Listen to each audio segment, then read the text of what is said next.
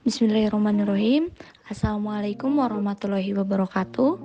Yang terhormat, dosen mata kuliah struktur hewan, Bapak Romi Faisal Mustafa, SPD MPD, serta rekan-rekan semua yang saya banggakan. Puji serta syukur kehadirat Allah Subhanahu wa Ta'ala, yang mana atas berkat, rahmat, dan karunia-Nya kita dapat mengikuti pembelajaran kali ini dengan keadaan sehat walafiat, meskipun masih secara daring.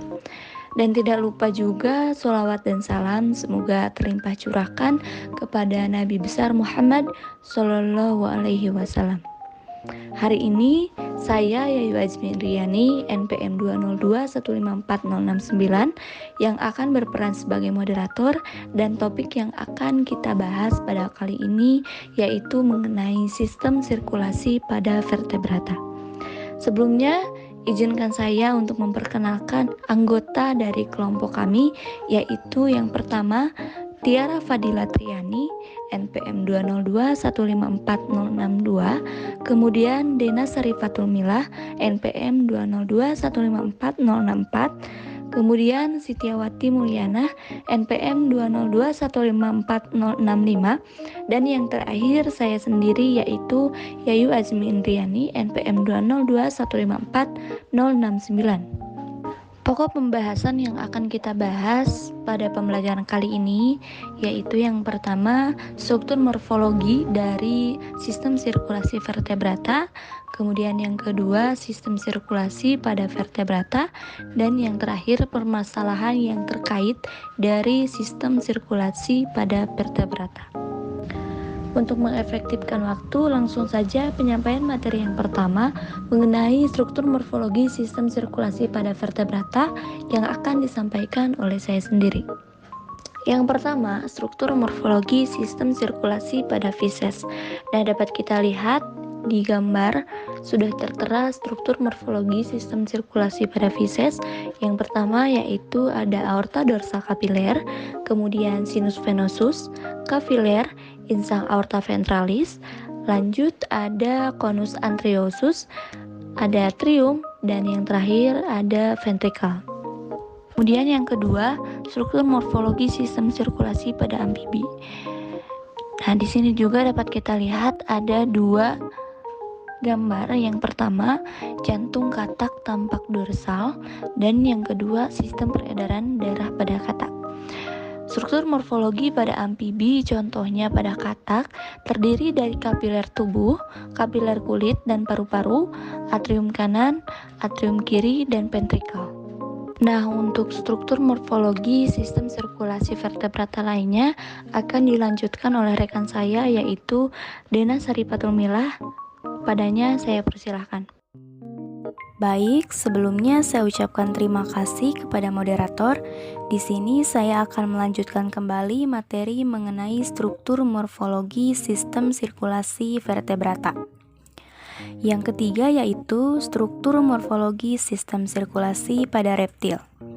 Nah, dapat dilihat pada gambar bahwa struktur morfologi sistem sirkulasi pada reptil itu terdiri dari paru-paru, aorta kiri, arteri pulmonalis, sinus venosus, atrium kanan, ventrikel kanan, vena pulmonalis, aorta kanan, atrium kiri, dan juga ventrikel kiri.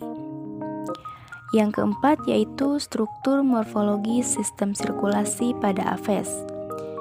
Dapat dilihat pada gambar bahwa sistem sirkulasi pada aves itu terdiri dari sistem peredaran darah kecil dan sistem peredaran darah besar. Struktur morfologi sistem peredaran darah kecil terdiri dari paru-paru. Ini dapat dilihat pada gambar bagian A. Sedangkan sistem peredaran darah besar pada aves ini terdiri dari atrium kanan, atrium kiri, ventrikel kanan, ventrikel kiri, dan juga kapiler tubuh. Ini dapat dilihat pada gambar bagian B. Dan yang terakhir yaitu struktur morfologi sistem sirkulasi pada mamalia. Pada mamalia, contohnya pada manusia, sistem sirkulasinya terdiri dari sistem peredaran darah pulmonalis dan sistem peredaran darah sistemik. Struktur morfologi sistem peredaran darah pulmonalis terdiri atas arteri kanan paru-paru, arteri kiri paru-paru, vena pulmonalis, dan jantung. Ini dapat dilihat pada gambar bagian A. Sedangkan untuk struktur morfologi sistem peredaran darah sistemik terdiri dari kapiler bagian atas, aorta, jantung, kapiler bagian dada, kapiler hati, diafragma, kapiler usus, dan juga kapiler bagian bawah. Ini dapat dilihat pada gambar bagian B. Nah, mungkin sekian pemaparan materi mengenai struktur morfologi sistem sirkulasi pada vertebrata. Selanjutnya, saya kembalikan lagi kepada moderator. Baik, terima kasih kepada Dena yang telah menyampaikan mengenai struktur morfologi sistem sirkulasi pada reptil, aves, dan mamalia. Kemudian materi selanjutnya mengenai sistem sirkulasi pada vertebrata yang akan disampaikan oleh Saudari Sitiawati Mulyana. Dipersilakan. Baik, terima kasih kepada moderator yang telah memberikan saya kesempatan dan waktunya. Saya di sini akan mencoba menjelaskan tentang sistem sirkulasi pada vertebrata. Yang pertama ada sistem sirkulasi pada Pisces. Contoh pada sistem sirkulasi Pisces kali ini yaitu pada ikan. Sistem peredaran darah ikan berupa sistem peredaran darah tertutup dan peredaran darah tunggal. Pada sistem peredaran darah tunggal, darah melalui jantung hanya satu kali dalam satu kali peredaran. Jantung ikan terdiri dari dua ruangan, yaitu satu atrium serambi dan satu ventrikel bilik. Di antara atrium dan ventrikel terdapat klep yang akan mengalirkan darah dari atrium ke ventrikel. Darah dari seluruh tubuh yang mengandung karbon dioksida mengalir ke sinus venosus, kemudian masuk ke atrium. Sinus venosus adalah ruang atau rongga jantung yang terletak di antara ventrikel dan atrium. Pada saat jantung mengendul, darah mengalir melalui klep masuk ke dalam ventrikel. Dari ventrikel ini darah diteruskan ke konus arteriosus, kemudian menuju aorta ventralis dan dilanjutkan ke insang. Di insang, aorta bercabang-cabang menjadi kapiler, pembuluh-pembuluh kecil. Kapiler-kapiler insang melepaskan karbon dioksida dan mengambil oksigen dari air. Lalu dari kapiler-kapiler insang, darah mengalir ke aorta dorsalis yang bercabang-cabang. Dari cabang-cabang aorta dorsalis ini darah didistribusikan ke kapiler-kapiler di seluruh bagian tubuh untuk mengedarkan oksigen dan zat makanan ke sel-sel tubuh. Selain itu, darah juga mengambil dioksida untuk dibawa kembali ke jantung melalui vena cava dan sinus venosus. Dari yang saya jelaskan tadi, dikatakan bahwa pada sistem peredaran darah ikan, darah hanya melalui jantung satu kali dalam satu kali peredarannya. Yang selanjutnya ada sistem sirkulasi pada katak. Sistem peredaran darah katak berupa sistem peredaran darah tertutup dan peredaran darah ganda.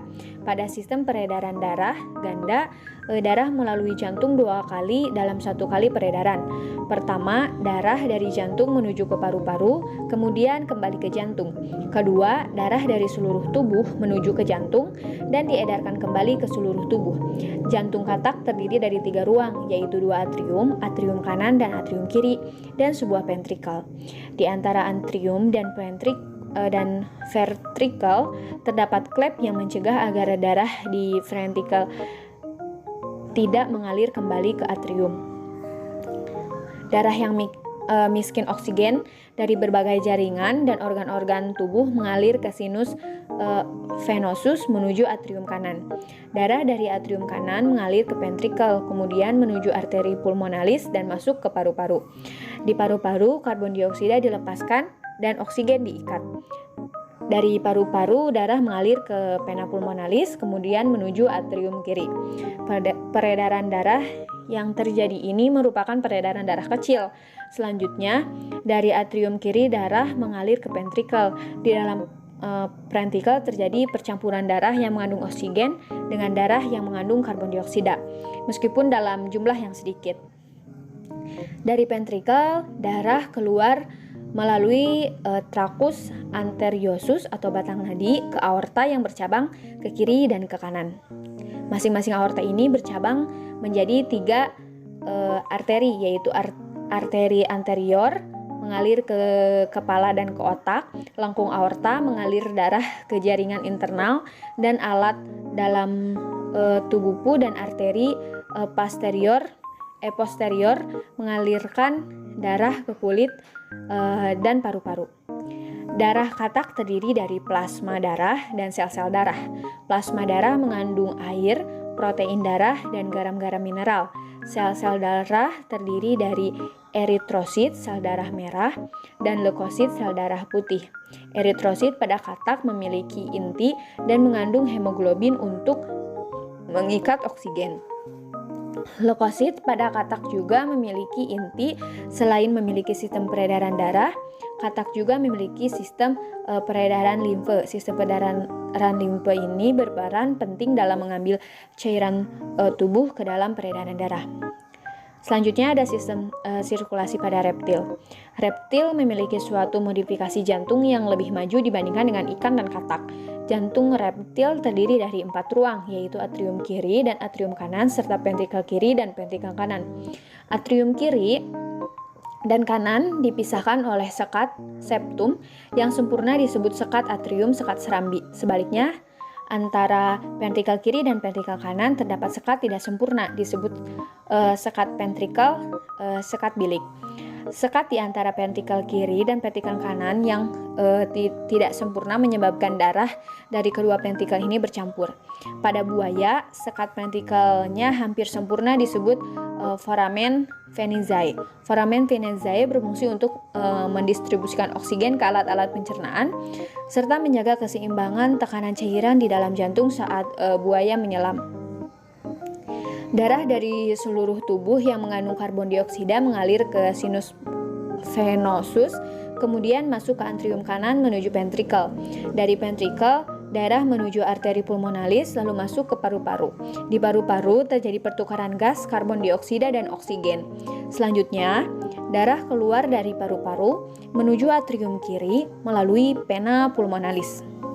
Dari atrium kiri ini, darah memasuki ventrikel. Dari ventrikel terdapat 2 aorta yang membelok ke kiri dan ke kanan. Aorta kanan berasal dari ventrikel kiri yang berfungsi membawa darah ke kepala dan seluruh bagian depan tubuh. Aorta lain berasal dari tempat antara ventrikel kanan dan kiri, berfungsi membawa darah ke bagian belakang tubuh. Kedua aorta ini bercabang ke arteri-arteri yang menuju ke organ-organ tubuh. Selanjutnya, sistem peredaran apes. Pada burung, darah beredar melalui pembuluh darah dan dipompa oleh jantung. Jantung burung berbentuk kerucut, terbalik dan terbungkus oleh selaput jantung, perikardium. Jantung burung terbagi dalam 4 ruang, yaitu atrium kanan, atrium kiri, ventrikel kanan, dan ventrikel kiri. Atrium kiri dan atrium kanan dibatasi oleh sekat atrium. Demikian pula ventrikel kiri dan kanan dibatasi oleh sekat ventrikel. Sistem peredaran darah burung berupa sistem peredaran darah ganda dan peredaran darah tertutup. Darah dari seluruh tubuh yang mengandung karbon dioksida mengalir ke ventrikel kanan, kemudian dipompa menuju ke paru-paru. Di paru-paru, karbon dioksida dilepaskan dan oksigen diikat. Darah yang mengandung oksigen ini masuk ke atrium kiri lalu menuju ventrikel kiri. Peredaran darah itu disebut peredaran darah kecil karena darah dari jantung ke paru-paru kemudian kembali lagi menuju jantung. Dari ventrikel kiri, darah yang mengandung oksigen menuju ke sel-sel tubuh. Di sel-sel tubuh ini, oksigen dilepaskan dan karbon dioksida diikat. Darah yang mengandung karbon dioksida ini dibawa ke jantung. Demikian seterusnya. Peredaran darah seperti ini disebut peredaran darah besar karena dari jantung darah dialirkan ke seluruh tubuh. Nah, yang terakhir mengenai sistem sirkulasi pada mamalia. Sistem sirkulasi pada mamalia terdapat 2 kategori. Yang pertama ada sirkulasi sistemik dan sirkulasi paru-paru. Sirkulasi sistemik atau yang sering disebut peredaran darah besar. Sirkulasi sistemik sebenarnya mulai dari jantung dan mendistribusikan ke berbagai bagian tubuh yang bekerja berbeda dengan sirkulasi paru-paru. Dalam sirkulasi sistemik, arteri mengumpulkan darah yang kaya oksigen dari jantung dan diangkut ke jaringan tubuh. Dalam proses ini, oksigen dari darah atau tepatnya sel-sel darah merah eritrosit yang disebarkan ke dalam sel-sel tubuh, sedangkan karbon dioksida dari sel menyebar dalam darah. Pertukaran gas berlangsung dengan bantuan kapiler kecil yang mengelilingi sel-sel tubuh. Dari atrium kiri, darah yang kaya akan oksigen mengalir ke ventrikel kiri melalui katup bicuspidalisKontraksi ventrikel menyebabkan katup aorta membuka. Pada aorta terdapat arteri-arteri yang keluar langsung ke permukaan jantung dan ke seluruh tubuh. Arteri ini menuju ke atriol-atriol yang selanjutnya membawa darah yang kaya akan oksigen ke kapiler seluruh tubuh. Pada pembuluh kapiler ini terjadi pertukaran, yaitu oksigen dari darah akan berdifusi masuk ke jaringan dan karbon dioksida dari jaringan akan berdifusi masuk ke dalam darah. Selanjutnya, darah akan menuju ke penula dan akhirnya menuju ke pena cava. Darah dari organ tubuh yang berbeda di bawah jantung akan menuju ke pena cava inferior. Sedangkan darah dari organ yang berada di atas jantung akan mengalir menuju vena cava superior. Kedua pena besar tersebut akan bermuara di atrium kanan dengan membawa darah yang kaya akan karbon dioksida. Selain itu, pada aorta terdapat arteri yang keluar langsung ke permukaan jantung. Arteri ini menuju ke arteriol-arteriol yang selanjutnya memberikan darah ke kapiler menuju ke seluruh bagian jantung. Kapiler-kapiler ini disaring oleh penula yang menuju ke pena koroner, pena dari jantung dan ke jantung yang bermuara ke atrium kanan. Selanjutnya, sirkulasi paru atau yang sering kita kenal peredaran darah kecil. Sirkulasi paru juga sebuah loop yang dimulai pada jantung yang berlanjut ke paru-paru. Dalam peredaran darah kecil di mana darah terdeoksigenasi dari jantung dibawa ke paru-paru dan pada gilirannya kembali darah beroksigen ke jantung. Darah kurang oksigen ini meninggalkan jantung ventrikel kanan melalui dua arteri paru-paru dan bergerak ke paru-paru. Di paru-paru, respirasi terjadi di mana sel darah merah atau eritrosit melepaskan karbon dioksida dan menyerap oksigen. Darah beroksigen dari paru-paru ini kemudian dibawa kembali ke jantung atrium kiri dengan bantuan pembuluh darah paru. Sirkulasi sistemik mendistribusikan darah ini kaya akan oksigen ke bagian-bagian tubuh. Secara lengkap, sistem peredaran darah kecil dapat dijelaskan sebagai berikut. Darah dari seluruh tubuh yang kaya akan karbon dioksida masuk ke atrium kanan melalui pembuluh pena. Dari atrium kanan, darah akan mengalir ke ventrikel kanan melalui katup tricuspidalis. Kemudian ventrikel berkontraksi sehingga katup tricuspidalis tertutup, tetapi memaksa katup pulmonalis yang terletak pada lubang arteri pulmonalis terbuka. Darah masuk ke arteri pulmonalis yang bercabang ke kiri dan ke kanan, yang masing-masing menuju paru-paru kiri dan kanan. Arteri pulmonalis ini bercabang menjadi arteriol. Arteriol mengalirkan darah menuju kapiler di paru-paru. Nah, di kapiler paru-paru inilah darah melepaskan karbon dioksida dan mengambil oksigen. Kemudian darah masuk penula, kemudian ke pena pulmonalis yang membawa darah yang kaya akan oksigen menuju ke atrium kiri. Kerja sistem peredaran darah tidak akan lengkap kecuali kita berbicara tentang siklus jantung. Sebuah siklus jantung didefinisikan sebagai satu detak jantung yang lengkap yang terdiri dari dua fase sistol dan diastol. Dalam kasus yang pertama, kontraksi ventrikel berlangsung untuk memompa darah untuk sirkulasi paru dan sistemik. Padahal, ventrikel rileks dan darah mengisi atrium pada fase diastol. Dengan cara ini, pompa darah dijerat tertutup dari sistem peredaran darah. Setiap gangguan di jantung dan pembuluh darah dapat menyebabkan penyakit jantung seperti hipertensi, penyakit arteri koroner, serangan jantung, dan stroke. Sistem peredaran darah bekerja dalam hubungannya dengan sistem organ tubuh yang lain. Misalnya, fungsi dalam koordinasi dengan sistem pernapasan dan sistem pencernaan untuk memasok oksigen dan nutrisi ke tubuh. Darah juga membawa bahan kimia, pembawa pesan dan hormon disekresikan oleh organ-organ sistem endokrin. Dengan demikian, sistem peredaran darah bertanggung jawab untuk sirkulasi hormon untuk komunikasi yang baik antara organ-organ tubuh. Sekian yang dapat saya sampaikan. Mohon maaf apabila terdapat kesalahan. Saya kembalikan kepada Terima kasih kepada Sitiawati Mulyana yang telah menyampaikan materi mengenai sistem sirkulasi pada vertebrata.